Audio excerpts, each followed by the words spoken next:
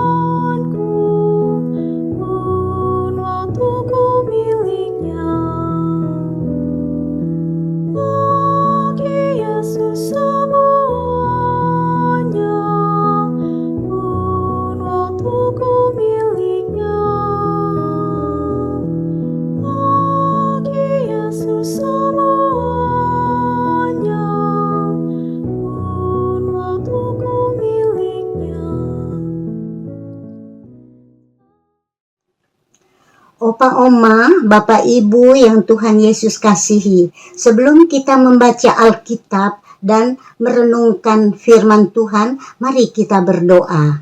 Tuhan Yesus yang baik, terima kasih untuk hari baru yang boleh kami rasakan di pagi hari ini.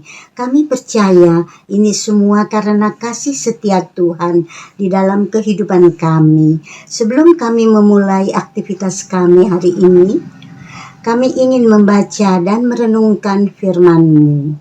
Kiranya Roh Kudus menyertai kami agar kami dapat mengerti firman-Mu dan kami dapat melakukannya dalam kehidupan nyata kami. Dalam nama Tuhan Yesus kami berdoa. Amin. Pembacaan Alkitab pagi hari ini terambil dari kitab 1 Tesalonika pasal 1 ayat 2-7 yang menyatakan, kami selalu mengucap syukur kepada Allah karena kamu semua dan mengingat kamu dalam doa kami, sebab kami selalu mengingat pekerjaan imanmu, usaha kasihmu dan ketekunan pengharapanmu kepada Tuhan kita Yesus Kristus di hadapan Allah dan Bapa kita. Kami tahu, saudara-saudara yang dikasihi Allah, bahwa Ia telah memilih kamu. Sebab Injil yang kami beritakan bukan disampaikan kepada kamu dengan kata-kata saja, tetapi juga dengan kuasa dari Roh Kudus dan dengan suatu kepastian yang kokoh. Memang kamu tahu bagaimana kami bekerja di antara kamu oleh karena kamu. Dan kamu mengikuti teladan kami dan teladan Tuhan dalam penindasan yang berat. Kamu telah menerima firman itu dengan sukacita yang dikerjakan oleh Roh Kudus, sehingga kamu telah menjadi teladan untuk semua orang yang percaya di wilayah Makedonia dan Akaya.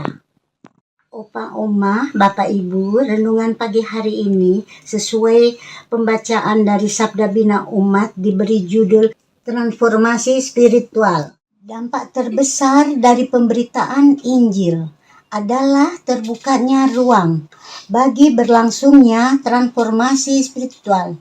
Artinya, kabar keselamatan atau berita sukacita yang disampaikan itu menyentuh relung batin terdalam seseorang yang menerimanya, memurnikannya, lalu mengubah seluruh kehidupannya yang tadinya hidup dalam kegelapan menerima terang, yang sebelumnya hidup dalam kedagingan. Hidup dituntun roh. Transformasi spiritual yang seseorang alami menjadi landasan bagi seluruh laku aktualnya. Opa, Oma, Bapak Ibu yang terkasih, Rasul Paulus dalam bacaan ini menggarisbawahi bahwa Injil yang ia beritakan bukan semata-mata verbal, melainkan dilandasi oleh kuasa Roh Kudus. Paulus dan rekan-rekan sepelayanannya telah mengalami transformasi spiritual yang mendorong mereka untuk memberikan diri melakukan pemberitaan Injil kepada jemaat Tesalonika, juga dengan mengandalkan kuasa Roh Kudus.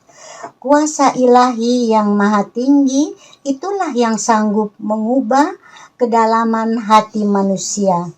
Paulus mengimani hal itu pun berlaku bagi jemaat Tesalonika, karena mereka juga mengalami transformasi spiritual oleh kasih Kristus yang mengubahkan hati mereka dan perilaku sehari-hari mereka. Mereka mengikuti teladan Paulus dan mereka juga menjadi teladan bagi semua orang percaya di Makedonia dan Akaya. Opa, Oma, Bapak Ibu yang terkasih, transformasi spiritual terjadi ketika seluruh diri orang percaya dimurnikan dan diperbaharui oleh Tuhan. Dalam bukunya Mining for Gold, Developing Kingdom Leaders Talk Coaching, Tom Camacho menuliskan, Tuhan secara pribadi mengundang kita masing-masing sebagai wadah ke dalam proses pemurniannya. Tuhan Sang Pemurni yang agung dengan sabar mentransformasikan hingga hati dan karakter kita mencerminkan hati dan karakternya dengan indah. Melalui proses transformasi atau perubahan spiritual yang kita alami, maka kita dimampukan untuk membagikan Injil yang adalah kabar sukacita dan keselamatan bagi banyak orang dengan kata dan tindakan yang nyata.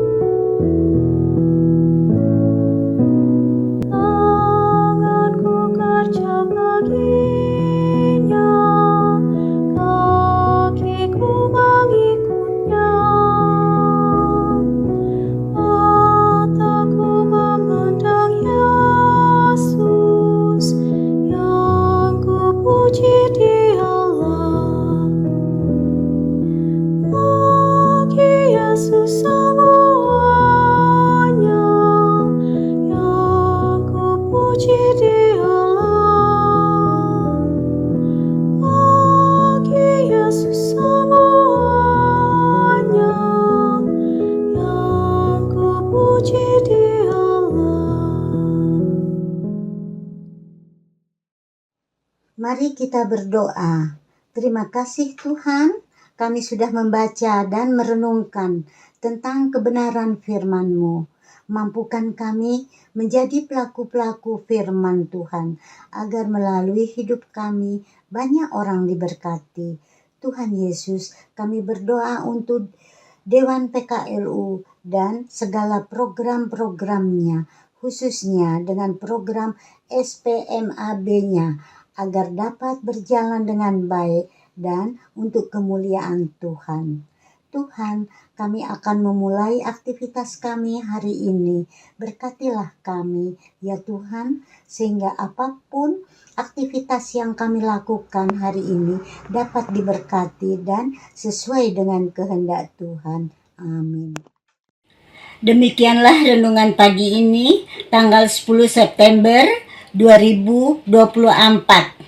Selamat beraktivitas, Tuhan Yesus memberkati Opa, Oma, dan Bapak Ibu.